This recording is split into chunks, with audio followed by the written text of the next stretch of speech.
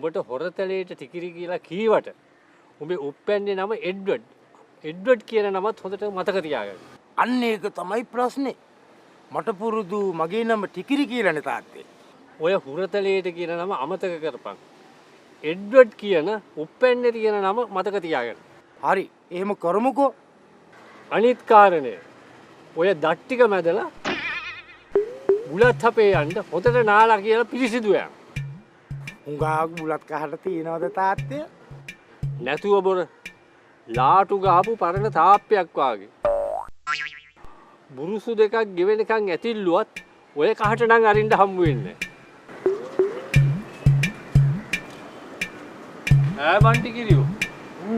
උඹ මගේ දත් බුරුසුව දැක්කද? ආ තාත්තේ